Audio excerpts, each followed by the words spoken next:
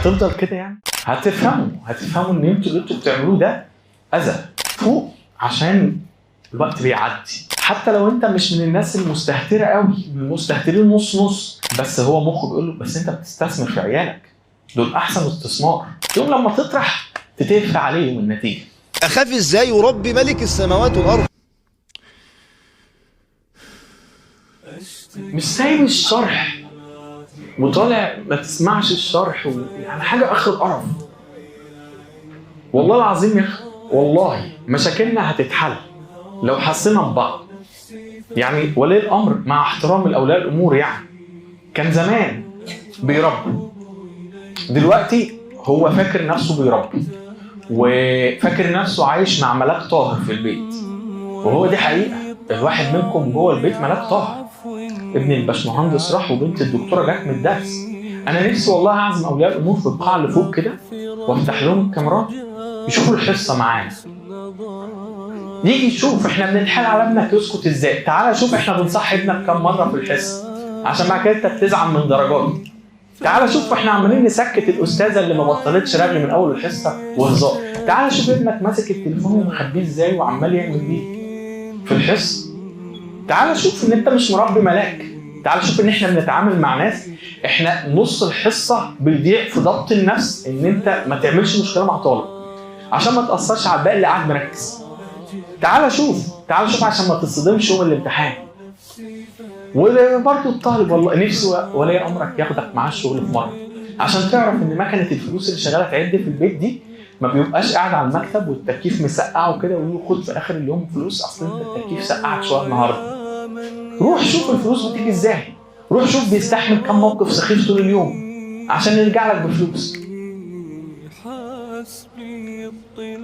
طالب زي القذر ده يعني انا مش عارف هو بيصرف على ده منين يعني، بس هو اكيد كل يوم يقول له ليه امره ايه؟ اصل احنا المستر نزل كتاب جديد، اصل المستر عامل مراجعه، اصل الدرس ده مش بكذا ده بكذا. يعني سرقه شغال، كذب شغال، عقوق والدين شغال. انا مش عارف ناقص له ايه تاني عشان يقفل اللعبه بتاعت قله الضمير. والله يعني مش عارف اجيبها لك ازاي يا اخواني، بس والله العظيم حسوا ببعض. هم يجوا يحسوا بينا هنا احنا بنعمل ايه معاكم، وانت روح الشغل معاه حس بيه. هتفهموا ان انتوا اللي انتوا بتعملوه ده اذى. حتى لو انت مش من الناس المستهتره قوي، من المستهترين نص نص، خليك فاكر ان كل ولي امر في الظروف اللي احنا فيها دي هو بقى عنده قناعه نفسيه انا مش عارف احوش ولا عارف اعمل اي حاجه، بس هو مخه بيقول له بس انت بتستثمر في عيالك، دول احسن استثمار. فهو مقتنع داخليا ان طول ما ابني كويس هو انا في احسن استثمار، انا بستثمر في عيالي. وصح جدا انك تستثمر في عيالك، بس عيالك اللي انت بتستثمر فيهم دول اول طرحه تبقى طرحه الثانويه العامه. الطرحه بتاع الثانويه العامه هو بقى عامل نخله عمال بيزرع فيها 17 18 سنه مستناها تطرح. تقوم لما تطرح تتدفع عليهم النتيجه. والله هتدفع عليه انت باللي انت بتعمله ده. لو انت هتكسبه حد هيقول لما حد يساله ابنك عمل ايه هيقول عمل ايه. اوريك درجاتك في الامتحان عشان تعرف انت عامل ايه. عمل ايه؟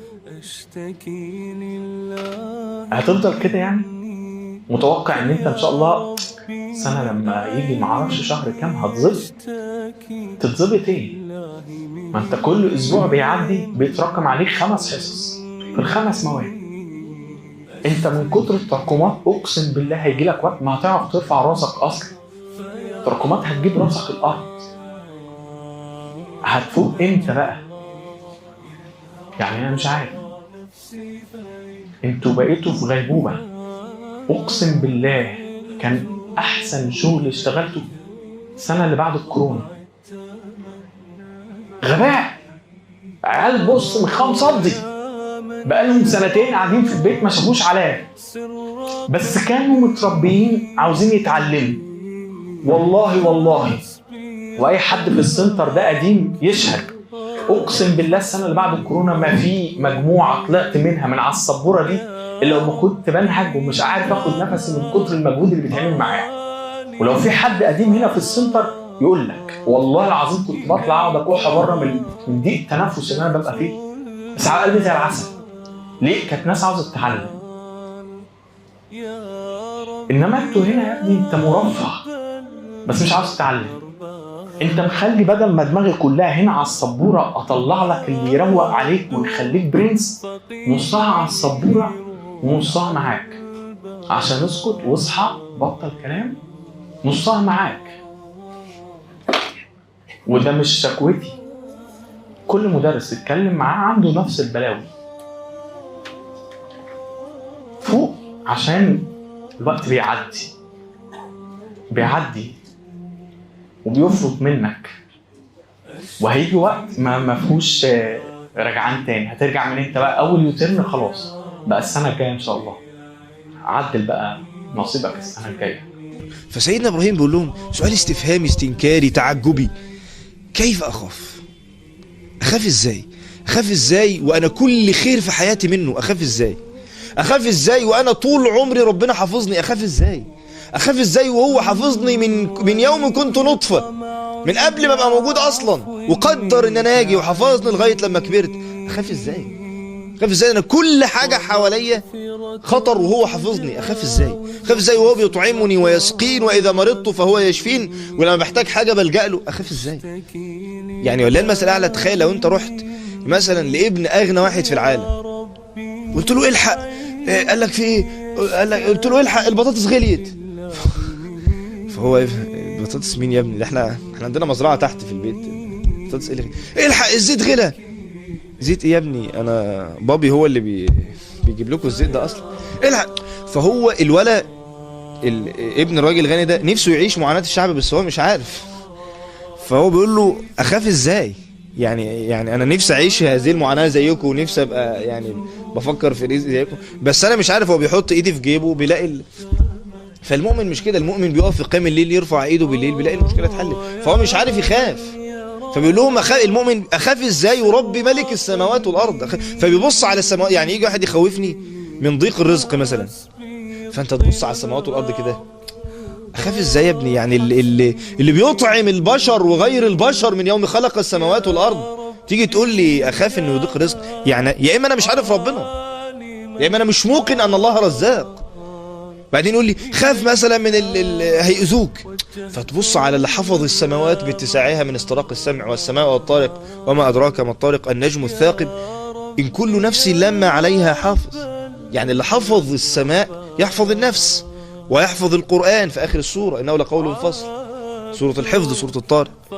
فأنت لما تيجي واحد يخوفك فأنت بتنظر للسماء، يعني اللي حفظ هذه السماء وحفظني من وأنا نطفة، وحفظني وأنا طفل، وحفظ كل، يعني إزاي أخاف؟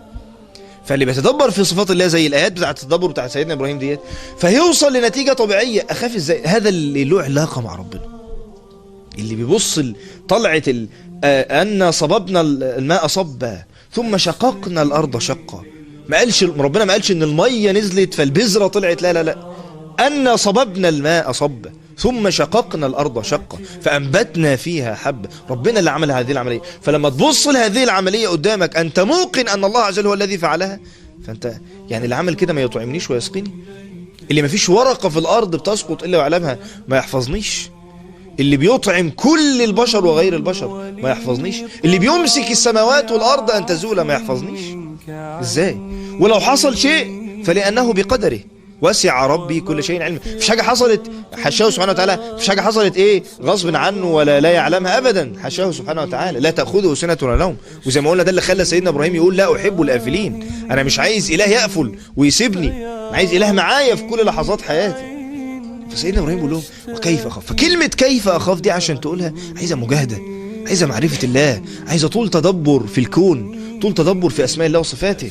هتلاقيك تلقائي يا جماعة، دي كلمة بتطلع تلقائية، دي كلمة مش بتحفظ، دي كلمة مش ايه وكيف اخاف وكيف اخاف وكيف اخاف، ها جم خلاص يا باشا.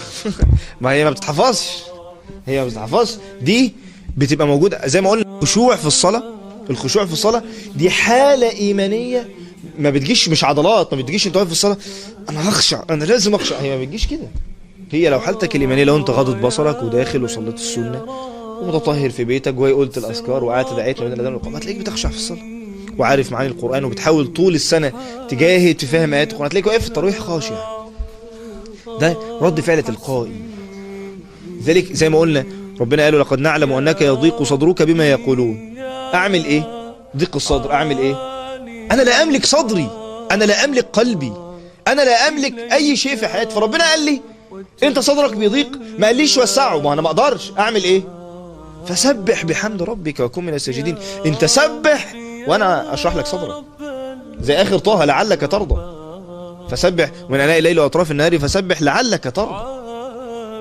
انت عشان ترضى، عشان تعيش في حالة من الرضا، عشان ما تعيش في حالة من الشقاء زي اللي في أول طه ما أنزلنا عليك القرآن لتشقى، عشان ما تعيش في حالة من الضيق زي اللي في آخر الحجر ولقد نعلم أنك يضيق صدرك بما يقولون. سبح، نزه الله.